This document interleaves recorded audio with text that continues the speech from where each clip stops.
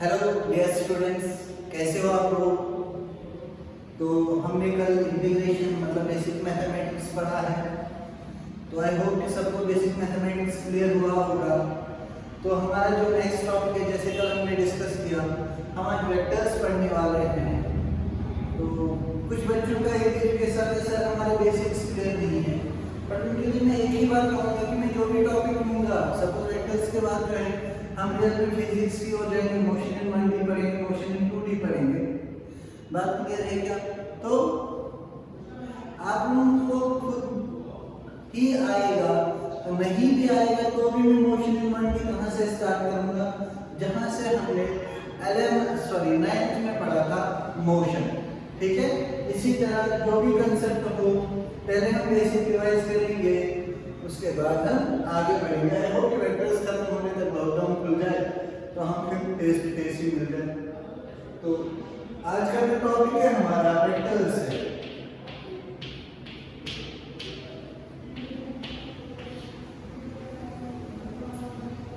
तो vector quantities या इनको हम बोलते हैं वेक्टर क्वांटिटीज।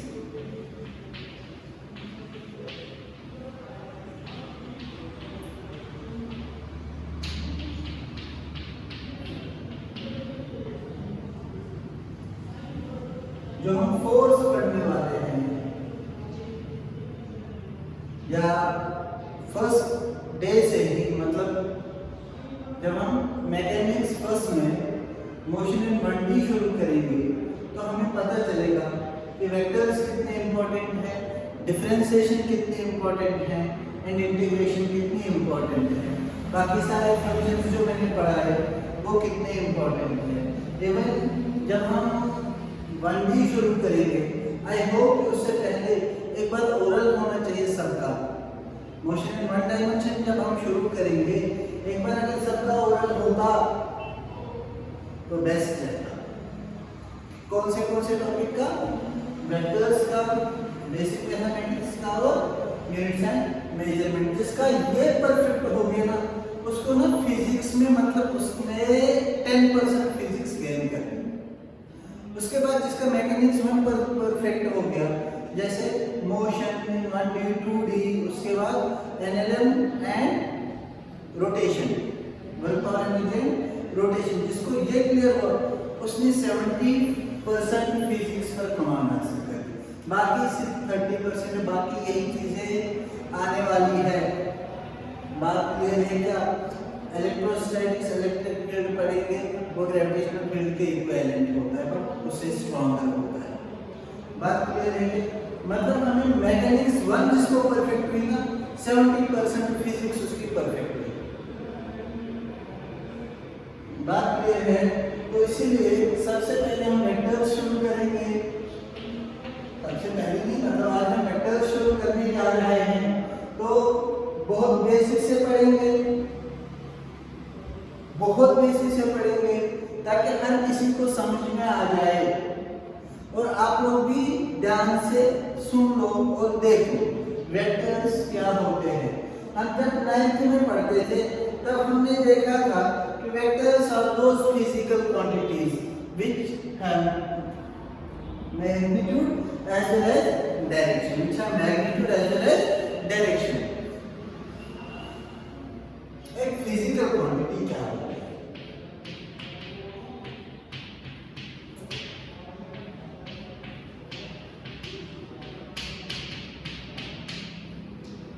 पढ़ा है ना हमने what is physical quantity?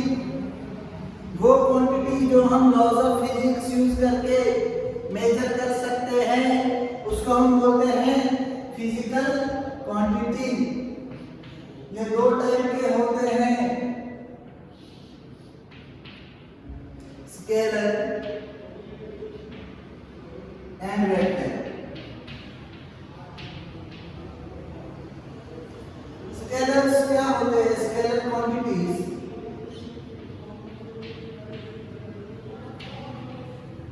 And vector quantity.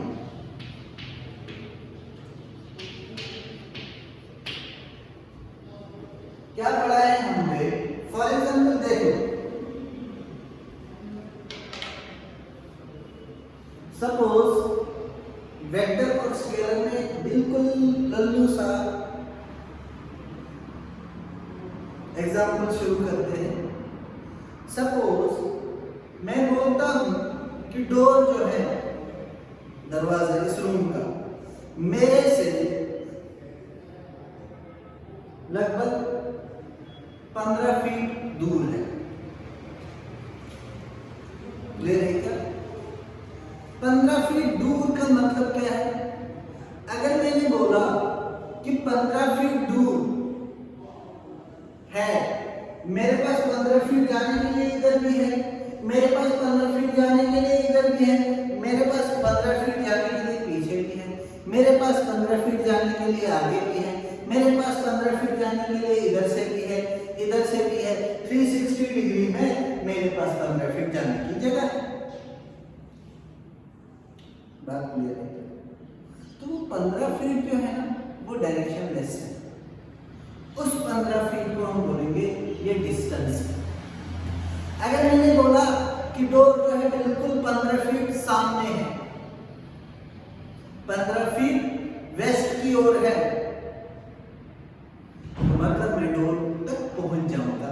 Otherwise possibility ही नहीं है डोर तक पहुंचने की। भाई डोर मुझसे 15 फीट दूर है। हाँ, नो डाउट मुझे डोर दिख रहा है, मुझे पता है 15 फीट में उधर ही जाऊंगा।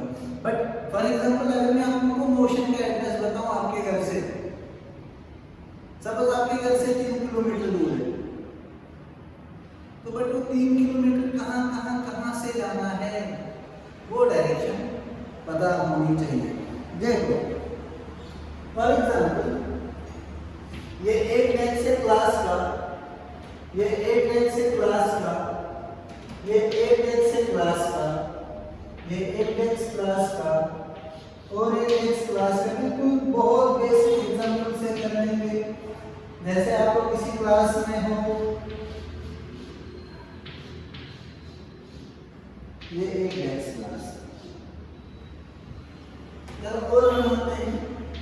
ये एक डेस्क क्लास का, ये एक डेस्क क्लास का एंड ये एक डेस्क। हर किसी डेस्क पर एक एक बच्चा बैठा हुआ है और ये सामने टीचर पढ़ा रहे हैं बोर्ड पर। ये सपोज बच्चा ए है, बी है, सी है, डी है, ई है, एफ है, जी है, एच है, आई है, जे है, के है, एंड एल। बहुत बेसिक एग्जांपल से हम फिजिक्स को समझते हैं, क्योंकि फिजिक्स जो है वो एवरीडे लाइफ है। फॉर एग्जांपल यहाँ से यहाँ तक 1 मीटर एग्जांपल के तौर पर सोशल डिस्टेंसिंग है ना, 1 meter 1 meter 1 meter 1 meter 1 meter 1 meter, ये 1 मीटर, ये 1 मीटर, ये 1 मीटर, ये 1 मीटर, ये 1 मीटर, ये 1 मीटर, ये 1 मीटर, 1 मीटर, 1 मीटर, 1 मीटर। अगर कोरोना खत्म नहीं हुआ ना, सच्ची में ऐसी क्लासरूम बनाने पड़ेंगे सबको, बनाने पड़ेंगे ना। पहले दुनिया तो चलानी है भैया। हाँ हो जाएगा, प्रे करो कि जल्दी हो जाए और हम लोग मिले। अगर मैं बताऊंगा एच को, किसको बताऊंगा? एच। ये बॉय एच है या स्टूडेंट एच है, इसको मैं बताऊंगा कि आपसे सी कितना दूर है।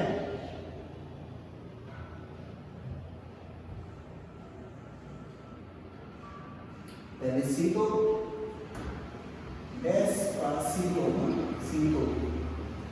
डैश का सी नहीं सर, पहले सिंपल से करते हैं। ई कितना दूर है सर? ई जो है मेरे आगे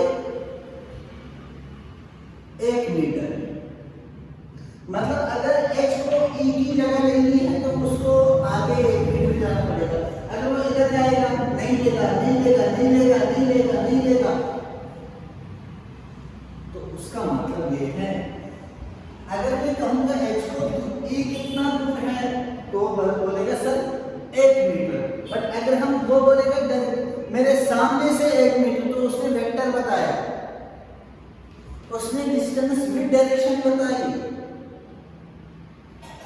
अरे बात क्लियर है क्या? उसने डायरेक्शन विद डिस्टेंस बताई। ओके, अगर मैं इसी h को बताऊंगा भैया, ये जो c है या f है, f आपसे कितना दूर है, वो बोलेगा सर 1 मीटर ऐसे और 1 मीटर ऐसे, 1 मीटर ऐसे और 1 मीटर ऐसे। फॉर एग्जाम्पल अगर मैं इसको x लूंगा, इसको y लूंगा, वो बोलेगा सर 1 मीटर x भी हो जा रहा हूं, फिर 1 मीटर y भी हो जा रहा हूं। बात क्लियर है क्या? उसको अगर मैं बताऊंगा कि कितना डिस्टेंस है, वो बोलेगा 2 मीटर। कितना? बट अगर मैंने उसको बताया कि कितना डिस्प्लेसमेंट है, वो बोलेगा √2 मीटर। कितना? देख लो, क्योंकि ये जो है ये 1 मीटर है, 1 मीटर है, ये h बॉय था, ये I बॉय था, ये f बॉय था। देख लो कितना, √ ऑफ 1 का स्क्वायर प्लस 1 का square, Pythagoras theorem, hypotenuse square equals to base square plus perpendicular square, तो मतलब √2। हाँ या ना बोलो। वो बोलेगा सर अगर मुझे f की जगह जाना है तो मुझे √2 मीटर चलने मतलब 1.414 मीटर चलना पड़ेगा। किसके साथ? किसके साथ? x एक्सिस के साथ थीटा बना के। थीटा किसके बराबर होता है? tan theta equals to y by x perpendicular by base, मतलब 1/1 थीटा इक्वल्स टू 45 डिग्री। वो बोलेगा सर जब मैं इस डायरेक्शन के साथ 45 डिग्री √2 जा रहा हूं तो मैं f तक पहुंचा। Got it? क्या बोलेगा सर जब मैं, काश आपको क्लास में होते तो और भी मजा आता, बट अभी क्लास वाला सोचो, फील लो थोड़ा। क्या बोलेगा सर जब मैं इस पड़ोसी के साथ 45 डिग्री बनाता हूं और √2 मीटर जाता हूं तो मैं पहुंचता हूं f तक। बात क्लियर है क्या? वो जो बताता है √2 making 45 degree with x axis और y एक्सिस, लेकिन हमने ये तो टोटल है making 45 degree with x axis, making 45 degree with x axis, √2 meter making 45 degree with x axis, मतलब वो f तक पहुंचेगा। अगर मैं सिर्फ √2 मीटर लिखता, वो स्केलर था, √2 making 45 degree with x axis is vector, मतलब आपका डिस्प्लेसमेंट, आपका पोजीशन, आपका क्लास में पोजीशन भी वेक्टर ही है। इसको हम बोलेंगे आगे पोजीशन वेक्टर। क्या बोलेंगे? थोड़ा चिल्लाओ, जोर से बोलो, क्या बोलेंगे? Position vector. अरे समझ में आया क्या? अगर मैं इसी तरह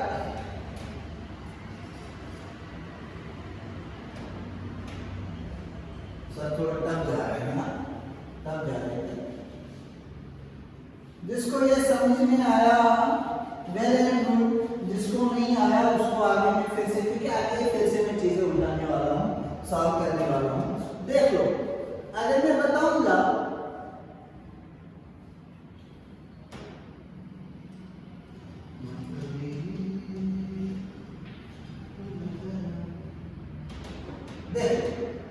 अगर मैं बताऊंगा ये h को, h जो है ना बहुत शरारती बच्चा है, अपोलो की तरह। किसकी तरह? ओके, अगर मैं बोलूंगा ये h जो है h c के बेस पर बैठने जा रहा है, इसको कितना करना पड़ेगा डिस्टेंस? अगर h c पर बैठना चाहता है, ये बच्चा h है, ये I है, ये f है और ये c है, 1 मीटर 1 मीटर एंड 1 मीटर। देख लो, शक्ल बनाओ इसकी, बन गई शक्ल। देख लो, पक्का ना? देख लो, theta equals to tan theta किसके बराबर? परपेंडिकुलर डिवाइड बेस, परपेंडिकुलर कितने? 2/1। इसका जो होगा tan इनवर्स 2, tan का 2 कहाँ पर वैल्यू है वो देख लो, बिटवीन 60 एंड 70 है। बात क्लियर है क्या? बिटवीन 60 एंड 70 डिग्री है। अब देख लो इसको कितना करना पड़ेगा, ये कितना है अंडर रूट ऑफ क्या है हाइपोटेन्यूज स्क्वायर इक्वल टू, जैसे हम 10th में लिखते थे, base square plus perpendicular square. Base कितना है 1 का स्क्वायर प्लस 2 का स्क्वायर, मतलब अंडर रूट ऑफ, सॉरी 1 का स्क्वायर 1 होता है, 2 का स्क्वायर 4, मतलब 5। ये है बराबर हमारा h स्क्वायर, तो h किसके बराबर अंडर रूट 5, मतलब ये करेगा अंडर रूट 5 मीटर डिस्टेंस, क्या अंडर रूट 5 मीटर डिस्टेंस। अगर ये भी लिखा है under root 5 meter distance making tan inverse 2, making tan inverse 2 with x axis, उसका मतलब है ये वेक्टर। अरे यार अगर डिस्टेंस दिया है और विद डायरेक्शन दिया है तो हम बोलते हैं कि क्वांटिटी जो होगी वो वेक्टर होगी, अगर नहीं दिया है तो वो होगी स्केलर। क्या होगी? स्केलर। देखो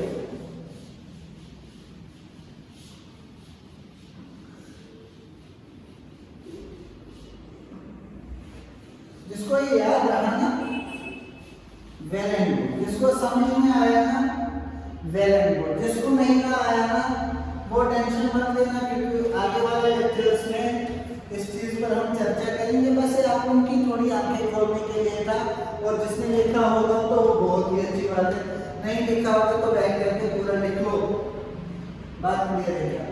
अब स्केलर क्वांटिटी क्या है?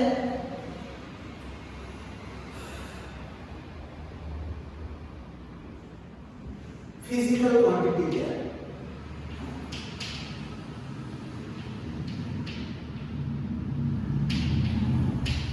उसका मैग्नीट्यूड होता है। क्या होता है? फिजिकल क्वांटिटी की क्या पहचान होता है? उसका मैग्नीट्यूड होता है न्यूमेरिक वैल्यू इनटू यूनिट, जो हमने इनिशियल मेजरमेंट में पढ़ा। जैसे मैंने बताया था 5 kg numeric value into unit, 5000 ग्राम या 5 लीटर या 10 second numeric value into unit. ये जो यूनिट है ना, इससे हम पहचानते हैं ये मास है, ये लेंथ है, ये टाइम है, हाँ या नहीं।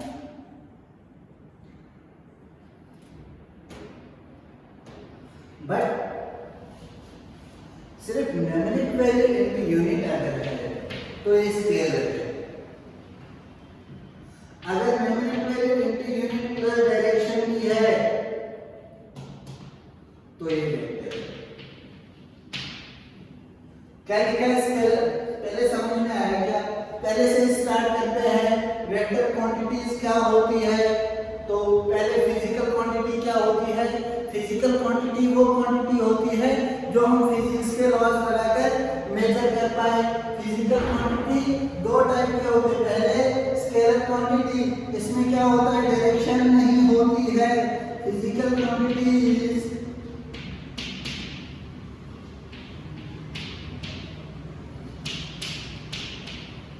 having only magnitude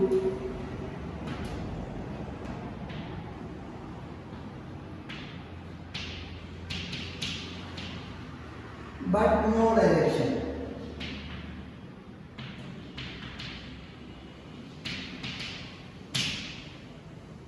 दूसरा वेक्टर क्वांटिटीज में क्या आएगा? Physical quantities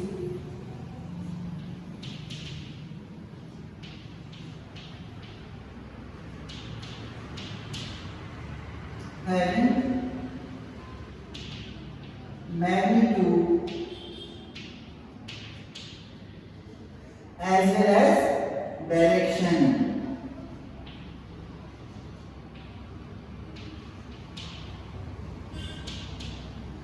Physical quantities having magnitude as well as direction are known as vector quantities.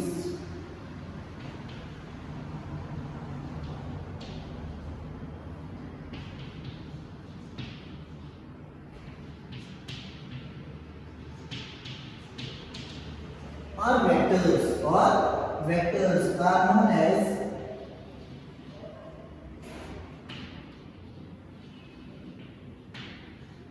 Scalar quantities.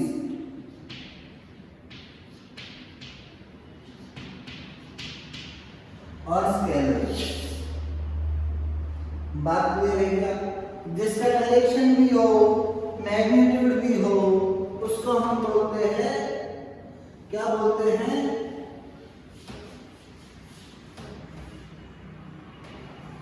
जिसका डायरेक्शन भी हो, मैग्नीट्यूड भी हो, उसको हम बोलते हैं वेक्टर क्वांटिटी।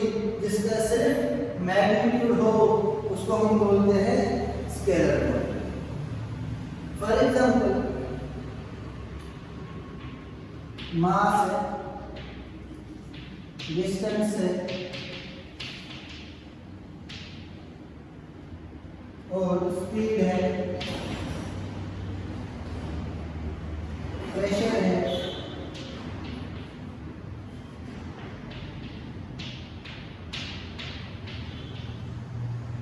इसका एग्जाम्पल जो आएगा डिस्प्लेसमेंट,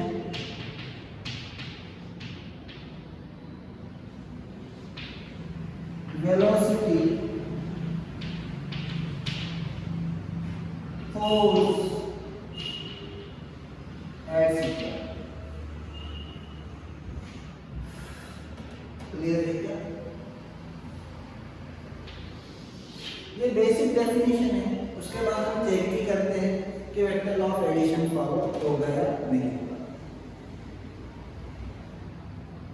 कंटिन्यूअस स्केलर एंड ये वेक्टर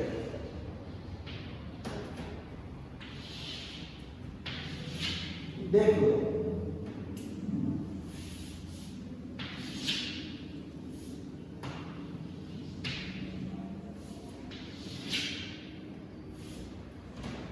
इसका और एक जो है पहला,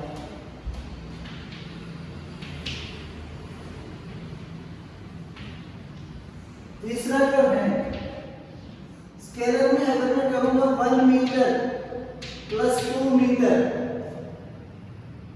या 1 मीटर, वो बनेगा 2 मीटर। अगर मैंने वेक्टर में किया 1 मीटर along x axis,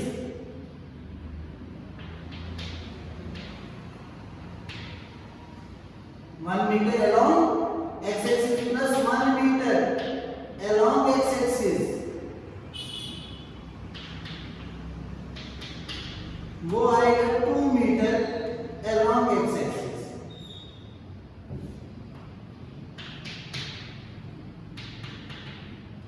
अब दूसरा देखो,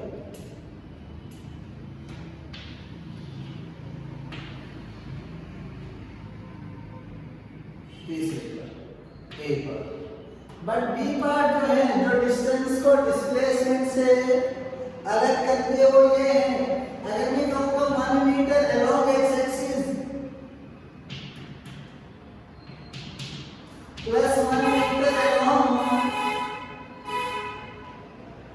y axis, वो किसके बराबर है? अभी मैंने बताया था, वो है √2 metre along XY plane, making 45 degree with X axis और Y axis। क्योंकि अगर मेरे पास देख लो, फिर से बताता हूं जो अभी मैंने पहले बताया, अगर मैं 1 X से है या Y है, अगर मैं 1 मीटर इधर गया 1 मीटर इधर गया, तो मतलब मैं फाइनली ये गया XY प्लेन में गया। मैं प्लेन पता है ना क्या होता है, ये एक होती है लाइन और एक होता है प्लेन। ये मतलब अगर मैं ये x एक्सिस मान बोल के ये देखो, ये x एक्सिस और ये y एक्सिस, तो मतलब पूरा बोल पे है XY प्लेन में है। और अगर मैंने ये z एक्सिस मानी तो ये पूरा जो है स्पेस बन गया, line, plane and space. Clear है क्या? तो मतलब मैं बताऊंगा ये रूट 2 मीटर जो है अराउंड xy इन xy प्लेन बनेगा एंड मेकिंग 45 डिग्री। क्या इससे किसी को कोई दिक्कत है क्या? नहीं ना। समझ में आया क्या? फिर बताओगे सर सर्कल क्यों बनाते हैं? अरे क्लियर है क्या?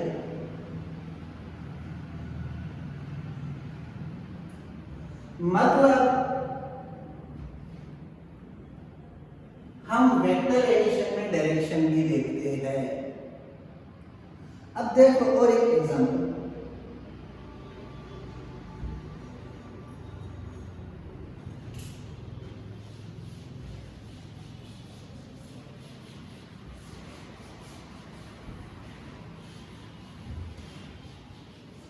वन डायमेंशन को लाइन बोलते हैं, एक्स या वाई या जेड। टू डायमेंशन को प्लेन बोलते हैं एंड थ्री डायमेंशन को हम बोलते हैं स्पेस। क्या बोलते हैं?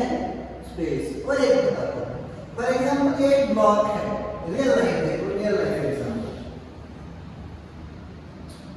कोई फ्रिक्शन नहीं, कुछ नहीं, फ्रिक्शनलेस प्लेन। अगर मैंने इधर से 10 न्यूटन फोर्स लगाया, इधर से भी 10 न्यूटन फोर्स लगाया, तो ब्लॉक हिलेगा क्या? अरे भाई आप और आपका फ्रेंड है, आपने इधर से जितना फोर्स लगाया फ्रेंड ने उतना फोर्स लगाया, तो ब्लॉक हिला नहीं। क्यों? क्योंकि हमने लगाया 10 Newton along plus x direction,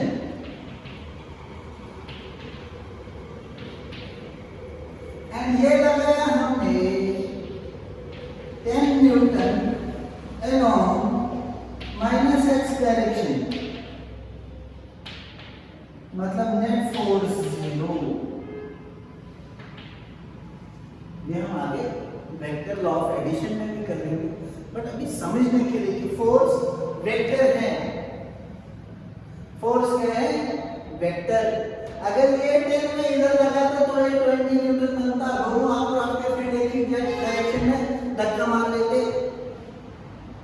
अरे हाँ या ना यार, कितना बनता? 20 न्यूटन। बट आपके फ्रेंड ने 10 न्यूटन लगाया, आपने 10 न्यूटन लगाया, फोर्स 0। अब प्रेशर कितना? प्रेशर होता है force divided by area. Force कितना? 0 बाय एरिया 0। ऐसा होगा नहीं, कंफ्यूज है। सपोज मैं बता दूंगा, आप खली के हाथों में आ गए, देखा कि खली बाहर, उसकी रेसलिंग देखिए ना, देखिए रेसलिंग।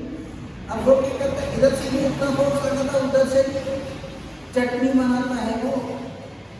प्रेशर ये फोर्स इंटू एरिया, ये force into area, 2 force into area. Pressure की कोई डायरेक्शन नहीं है, प्रेशर स्केलर है।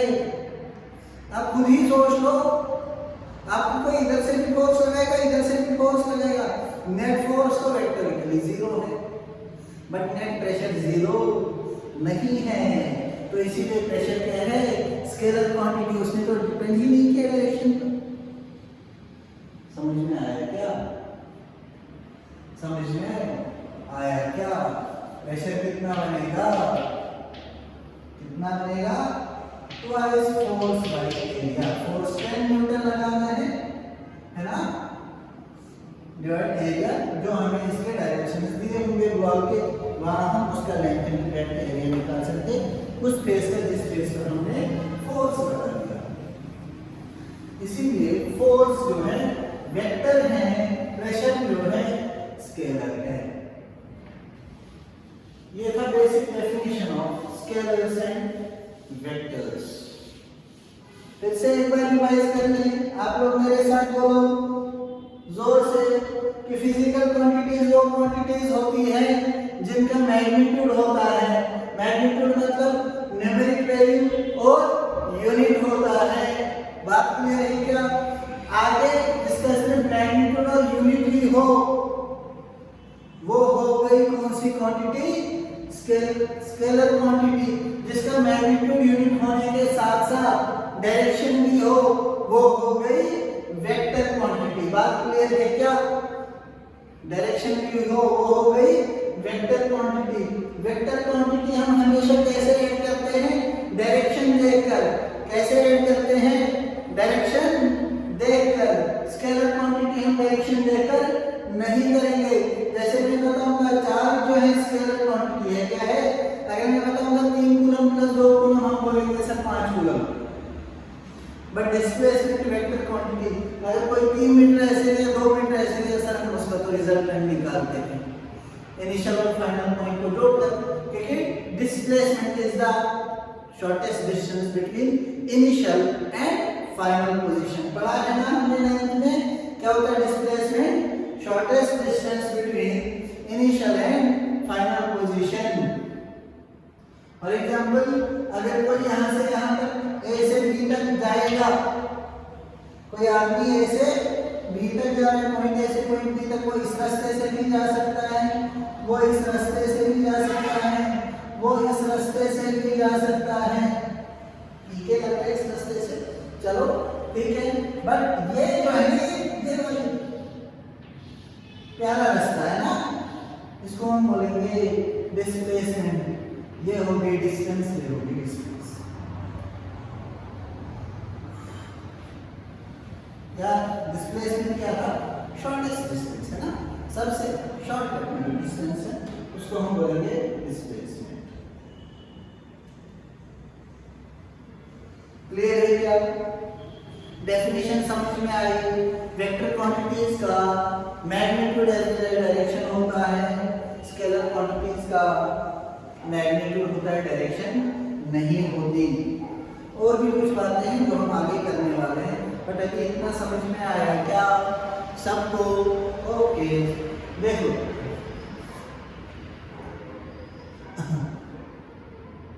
Types of vector.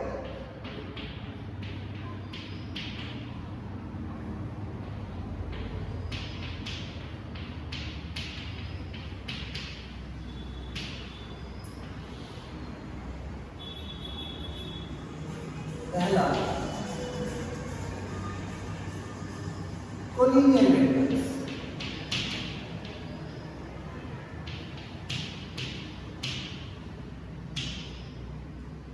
Collinear vectors as the name suggest, जैसे नाम से ही पता चलता है, कोलिनियर मतलब वो वेक्टर्स जिनकी लाइन एक ही हो। Vectors acting along the same line are known as collinear vectors.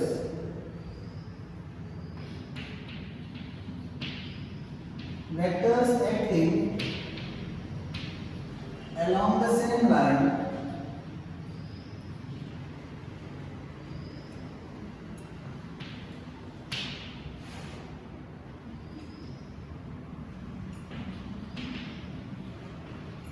are known as collinear vectors.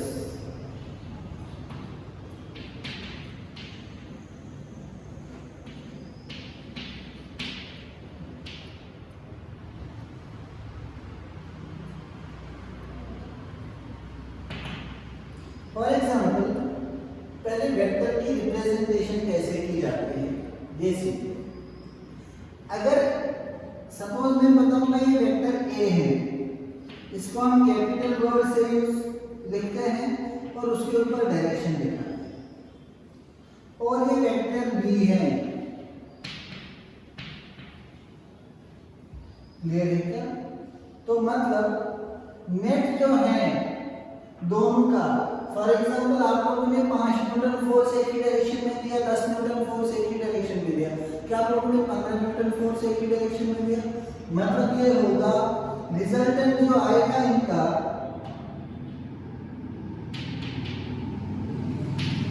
Resultant R से रिप्रेजेंट किया जाता है, वो होगा a प्लस b।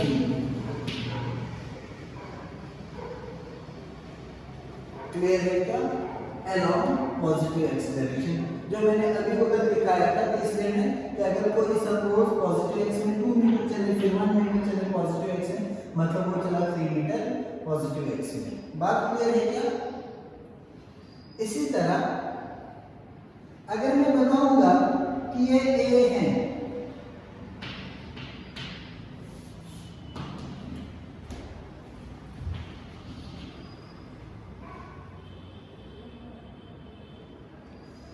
अगर ये ए है देखो और ये बी है,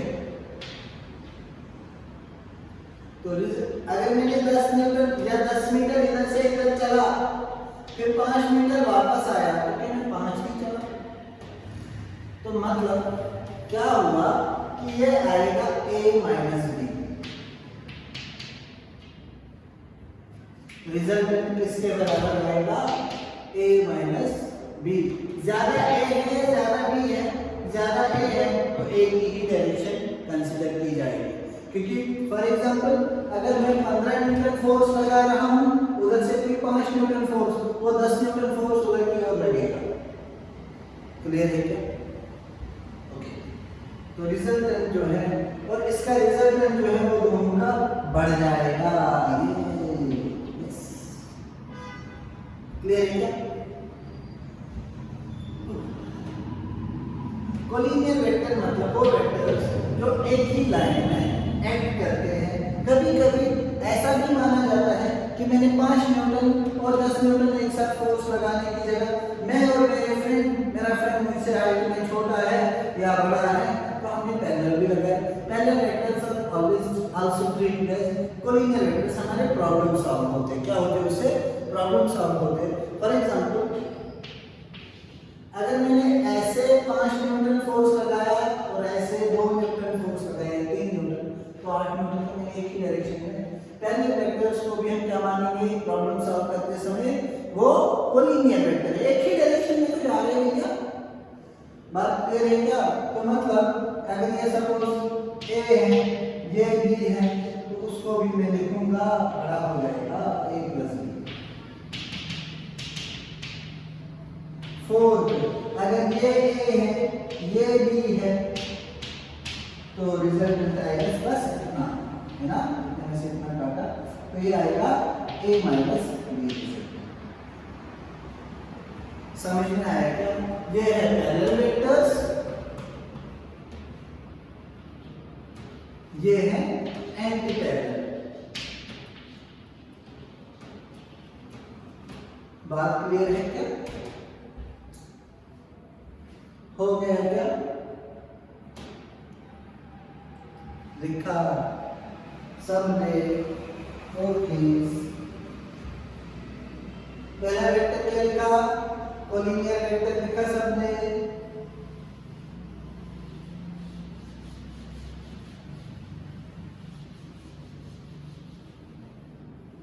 को इनिशियल वेक्टर जिनका इनिशियल पॉइंट सेम हो।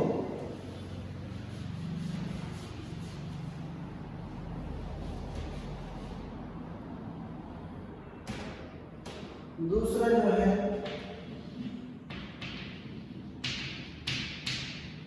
को इनिशियल वेक्टर्स। फॉर एग्जांपल ये एक वेक्टर है, ये एक वेक्टर है। सपोज ये कोई वेक्टर 3 न्यूटन है, सपोज ये 4 न्यूटन है फोर्स। अभी मत लिखना, पहले मैं एक एग्जांपल से समझा दूंगा कि अगर मैंने एक्स एक्सिस के अराउंड 3 न्यूटन फोर्स लगाया, y एक्सिस के अराउंड 4 न्यूटन फोर्स लगाया, तो नेट फोर्स की डायरेक्शन क्या होगी? क्या इन दोनों का इनिशियल पॉइंट सेम है? क्या इन दोनों का रिजल्टेंट ये होगा? सब कैसे कुछ भी बोल रहे हो? देखो फॉर एग्जांपल अगर मेरे पास ये बोल्डर है, अगर क्या है, अगर मैं इधर एक फोर्स लगाऊंगा, इधर एक फोर्स, डायरेक्शन ऑफ फोर्स ये इधर एंड इधर, क्या वो रियल में ऐसे जाएंगे? नोटबुक देखो, कुछ भी देखो, डंबल देखो, क्लियर है क्या? मतलब वो हम रिजल्टेंट अभी निकालने वाले हैं आगे, बट अभी समझो कि अगर मैंने इस बोर्ड पर ऐसे फोर्स लगाया तो क्या ऐसे उठेगा या ऐसे जाएगा? सर ये ऐसे जाएगा। गए नहीं लिख गए हैं तो भी याद रखो, अगर ये वेक्टर ए है या ये वेक्टर ए है, ये वेक्टर बी है और दोनों का ओरिजिन सेम हो तो उसको हम बोलते हैं को-इनिशियल वेक्टर्स। मतलब vectors, two vectors, two or more than two vectors have same initial position या इनिशियल पॉइंट या origin. If two or more than to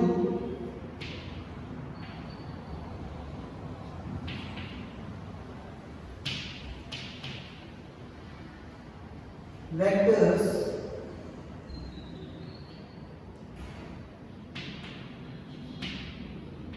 have same initial position, अगर सेम इनिशियल पोजीशन होगी या same origin होगा तो उनको हम बोलते हैं co-initial vectors. Such vectors are termed as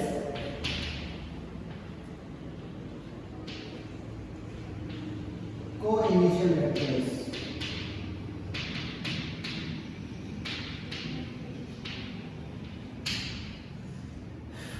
Next, negative of a vector.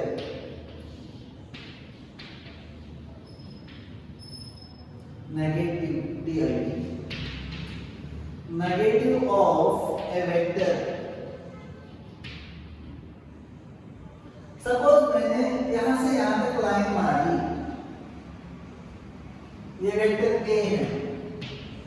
अगर मैंने उतनी ही लाइन अपोजिट डायरेक्शन में मारी, मतलब ये बॉय देख रहे गर्ल को, गर्ल देख रही है वापस बॉय को, ये पॉजिटिव या नेगेटिव अट्रैक्शन होता है नहीं होता है रियल लाइफ में ना।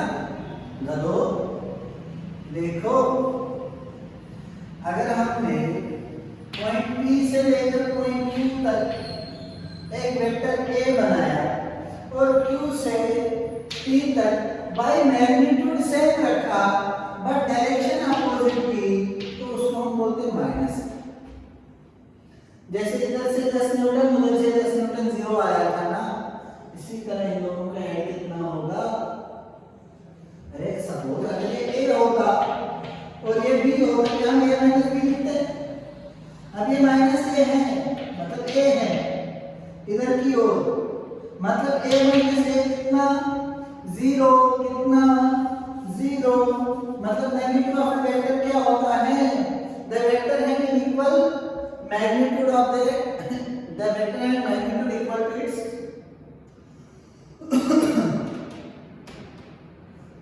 two vector is said to be, yeah, two vectors are said to be negative of each other if they have same magnitude but opposite direction, है ना।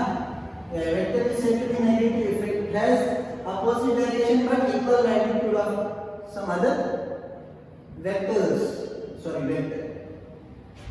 The two vectors are said to be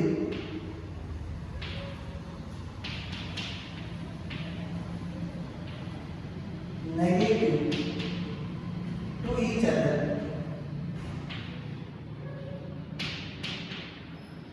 if they have same magnitude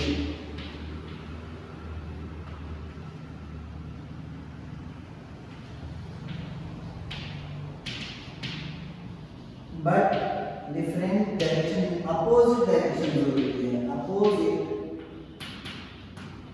direction लिखा सब में। ये कुछ चीजें लिखनी जरूरी है क्योंकि कल के आज मैं बहुत बेसिक पढ़ाऊंगा, कल हम इस पर क्वेश्चन करेंगे। जैसे आज मैंने थोड़ा स्टूडेंट्स के बारे में दिमाग खोल दिया आपका, है ना, तो कल हम वही क्वेश्चन करेंगे पूरे।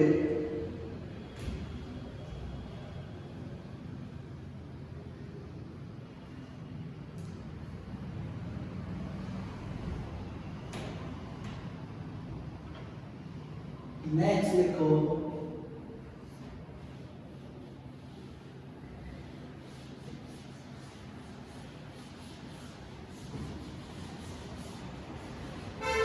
polar and axial vectors। polar तो भैया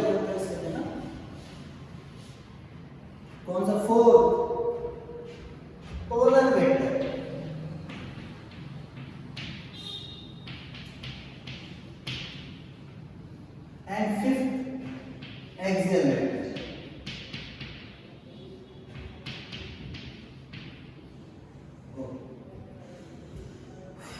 पोलर वेक्टर मतलब plane vectors and axial vector मतलब रोटेशनल वेक्टर्स। कौन से? ये हमें आते हैं किसमें? ट्रांसलेशनल मोशन में। ट्रांसलेशनल मोशन में and S L A T I O N A L motion. और ये आता है सर्कुलर और रोटेशनल मोशन।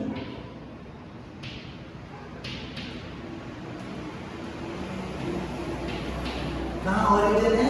पोलर। अगर हम पढ़ेंगे डिस्प्लेसमेंट, हम पढ़ेंगे वेलोसिटी, हम पढ़ेंगे एक्सेलरेशन, हम पढ़ेंगे फोर्स। पर जब हम टॉर्क पढ़ते हैं ना, जब हम ओमेगा एंगुलर वेलोसिटी पढ़ते हैं, एंगल पढ़ते हैं, एंगुलर वेलोसिटी पढ़ते हैं, एंगुलर डिस्प्लेसमेंट पढ़ते हैं, या एंगुलर मोमेंटम, कोई भी एंगुलर चीज पढ़ी ना तो मतलब एक्सियल, कोई भी एंगुलर चीज, कोई भी। फॉर एग्जाम्पल अगर मैं बता दूंगा ये डस्टर, ये हम मैथमेटिकली प्रूव भी करेंगे, बट आज मैं सिर्फ इंट्रो दे रहा हूं।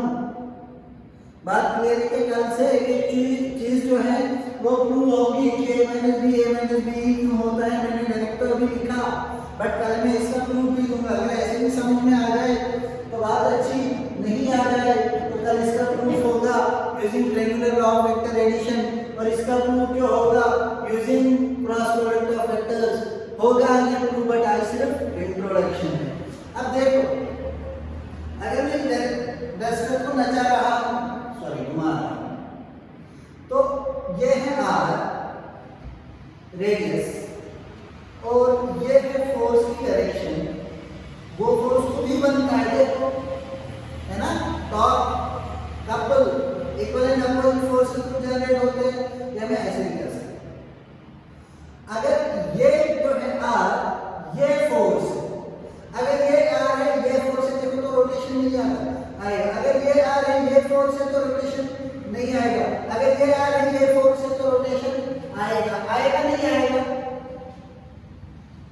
भाई मैं खुद को नहीं समझा रहा हूं, आप लोगों को समझा रहा हूं।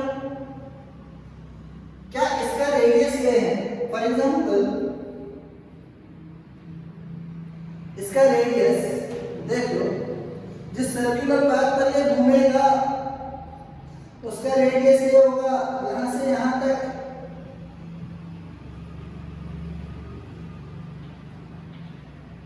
ये जाएगा ऐसे ऐसे। कब जाएगा? जब मैं इस सेंटर को छोड़कर किसी और पॉइंट पर फोर्स लगाता हूं। ये r है, ये डायरेक्शन ऑफ r है, ये डायरेक्शन ऑफ f है, तो ये डायरेक्शन ऑफ टॉर्क होता है। क्या होता है? Direction of torque. ये हम व्हील घुमाते घुमाते भी देख लेंगे। जब हम व्हील घुमाते हैं वो ऐसा होता ही नहीं है कभी। क्यों ना हम उसको हवा में लटकाएं, एक ही साइड लटकाएं, रस्सी से लटकाएं, लोहे से नहीं।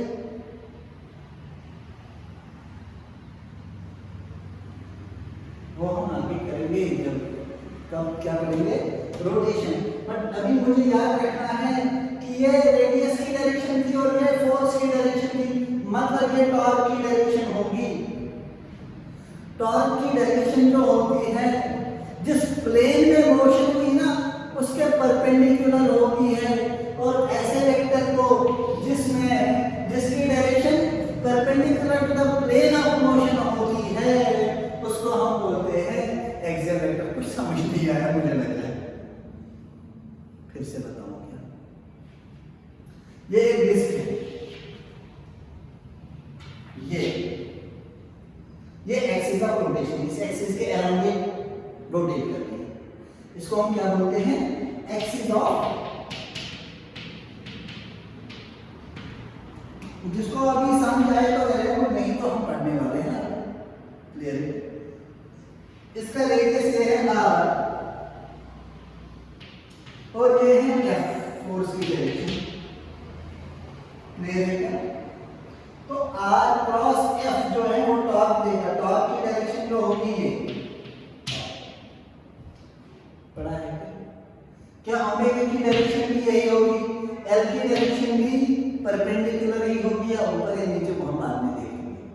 मतलब ये प्लेन ऑफ मोशन के परपेंडिकुलर जो होगा वो एक्सियल वेक्टर होगा। जैसे फैन घूम रहा है, एक्सियल वेक्टर उसका नीचे की ओर है ओमेगा, नीचे की ओर है टॉर्क, नीचे की ओर है एंगुलर मोमेंटम। बट इसमें क्या होता है, जिस प्लेन में डायरेक्शन हो जाए, डायरेक्शन ऑफ मोशन हो जाए, उसी प्लेन में इसका डायरेक्शन भी हो। ये जो है फोर्थ एंड फिफ्थ, ये depending on the direction of motion. अगर ये सर्कुलर में हम देखो क्या होता है, एक्सियल वेक्टर हम लिख सकते हैं, फिर से शुरू करें। देखो एक्सियल वेक्टर वो वेक्टर होता है जो हमें एंगल और एंगल के रिलेटेड क्वांटिटीज में काम आता है। और कब, जब सर्कुलर मोशन हो या रोटेशनल मोशन। ट्रांसलेशनल मोशन मतलब straight line motion, motion in 1D, motion in 2D and motion in space 3D। बात क्लियर है? अगर उसमें वेक्टर है तो मतलब वो क्या है, पोलर वेक्टर। और अगर सर्कुलर और रोटेशनल मोशन में वेक्टर आया वो कौन सा होगा, वो कौन सा होगा, एक्सियल वेक्टर। लिखो definition, a vector associated with translational motion of a body, a vector associated with कौन सा वेक्टर, रिजल्टेंट वेक्टर। कौन सा, ए नहीं आएगा, फिर रिजल्टेंट वेक्टर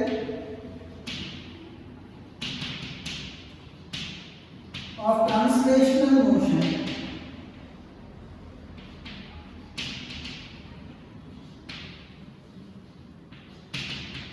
ट्रांसलेशनल मोशन मतलब 1D 2D and 3D is known as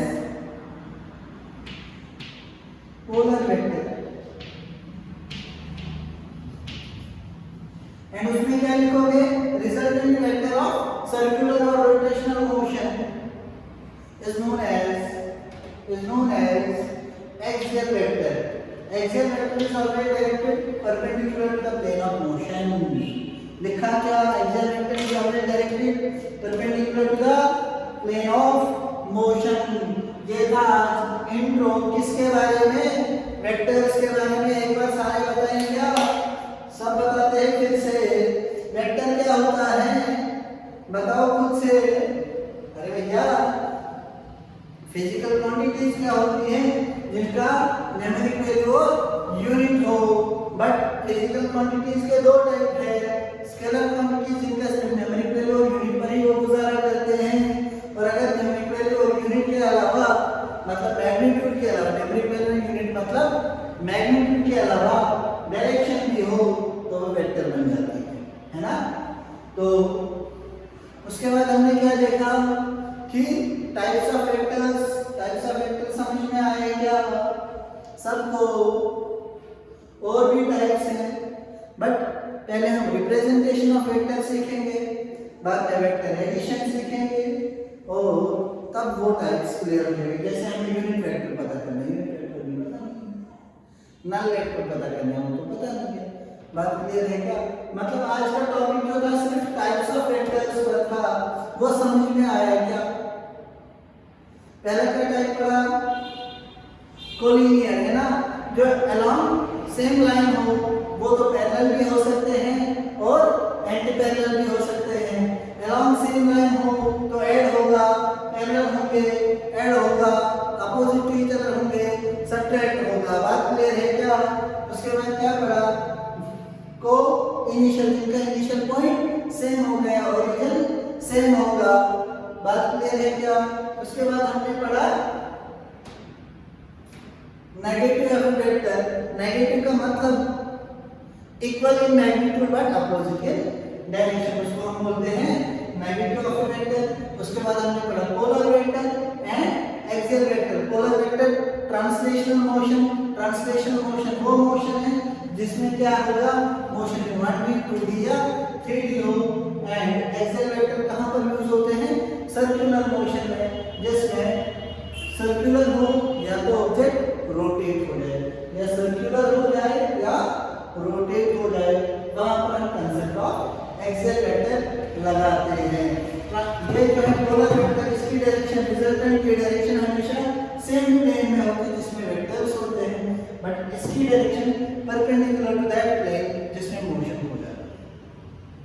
नक्शा में यही था ना, सबको समझ में आया क्या? ये लेक्चर देखने के बाद मुझे कॉल करो, ये समझ में आया, क्योंकि हम वेक्टर्स पढ़ने वाले हैं आगे, तो एक एक लेक्चर समझना बहुत जरूरी है। Thanks for watching this video. I hope